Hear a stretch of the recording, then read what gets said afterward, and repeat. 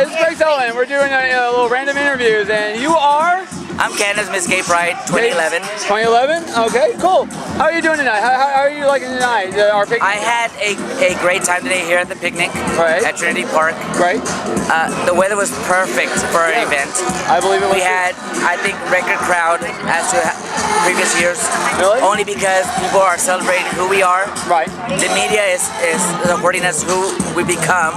Right. Over 30 years here in Fort Worth, we've come a long way.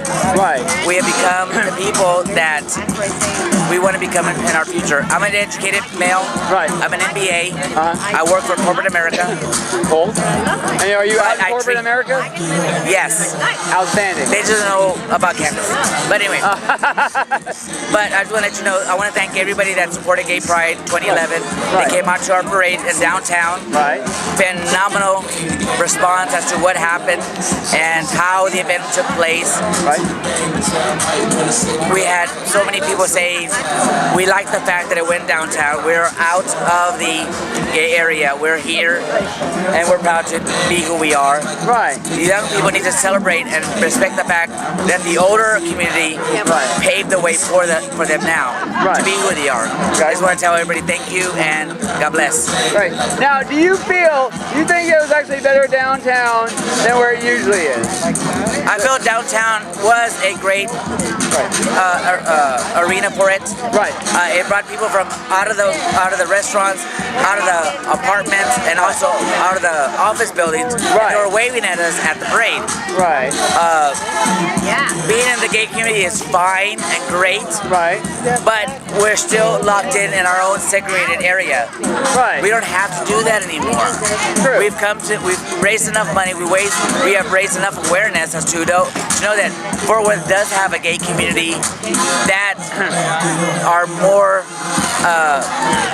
futuristic as to what's going to go on in the future. So that's one thing we need to realize. We are not need to be in a certain area all the time. We can go back and forth if we want. Exactly. But it's something that it's a new venue, which I applaud to that. Right. Now, the only thing you have. Well, how do you feel about the hour that they started this at this year? I thought it was great. At 10 o'clock, being in drag, it was nice and cool. Yeah. Now, were you in drag? Yes. Where were you at in the whole parade? I was in the beginning, one of the first floats at Miss Gay Pride. Okay. And the Benny Keith float, and I was on the float again at the end. Okay. And Intermin on a back of a scooter. Oh, back of a scooter. Okay. And we'll see that when I post all these videos then. Okay. Because I did the whole parade. So what do you know about next year's parade? Where is it going to be in the same area? Do you know anything about that? It is up to when November 6th comes around. That's when the planning committee starts again for next year. Oh, really? So anybody that wants to go out, voice their opinion about this past year and what they want for the future, they need to be at Best Friends for that meeting and voice your opinion, what you liked and what you didn't like. Great. So that is your time and your voice that needs to be heard. Sounds good. Then we'll definitely let them know about that. Is that his group? Yes. Okay. Great. So I guess everything's starting to wrap up here now today. Yes. Is it? Okay. So what goes on after this now? Different bars are having different events, so people are just going out and doing their own thing. But this gave us a chance to come together. Right. And we did not have any negative people around. It was just us. Yeah, well, Fort Worth Police did a phenomenal job at the parade. Right. And they did a great job. Hands off to Sergeant Jones for what she did. Right. She is an incredible lady and beautiful, by the way. All right. Incredible lady that she came out and did what she had to do to protect her citizens. Right. We are citizens. We are equal. Right. Exactly. Do you have any comments to those people who actually, let's say, to the protesters that, because obviously there's like 4 different groups. Because when I was out there, I heard we're going to hell and everything else. They told our pastor they hope that he dies in a fiery car crash. A word to the protesters.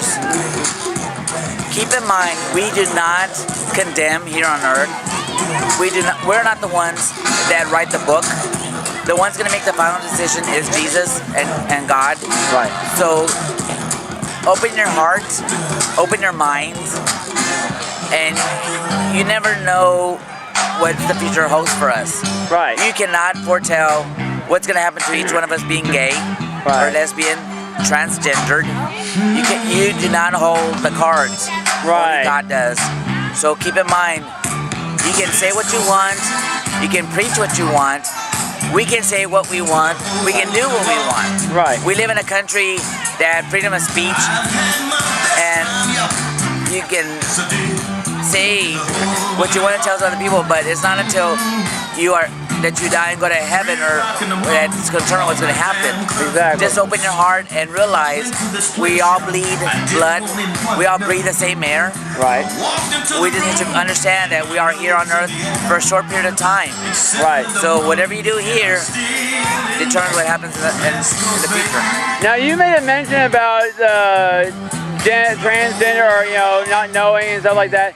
And I'm asking this question because I've seen something on I think it was Nightline or 2020 about children at very young ages like first year and stuff like that, and a boy actually knew right then that he wanted to be a girl. It got to the point it was so scary for the parents that he only get his scissors and cut his male genitalia off. What do you have to say to to people like that? Because people think that we make this choice. Okay. What do you feel it is? Growing up, I did not realize what gay was. I didn't understand man loving man or girl loving girl. Right. I didn't understand that. Right. But if this young person feels like he is a girl that should be transformed into a woman, that's something that the parents have to help him with the decision. You cannot make it for them.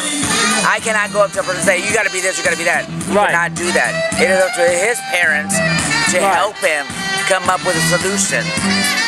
Now, do you feel that some people are born that way and some people choose, or what's your opinions on My that? opinion, people are born this way. Right.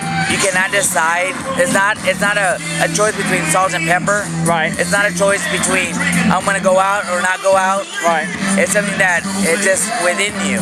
Right. Do you feel that some people in life can let's say they start out straight and all of a sudden they start going the other way and then they change and they feel more comfortable with it someone of the same sex? Well, coming from personal experience, I lived that life. Right. I kept thinking that it's not right. That it's not right to be with a man. It's not right. I really didn't know all the facts or everything, basically. So it depends on how you feel. Right. It depends how your heart.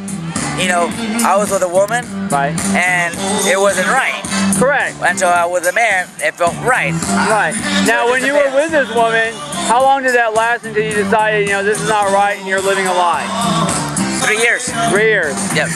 So you feel that whole time you were living a lie? Yes. Same thing with me then. Okay.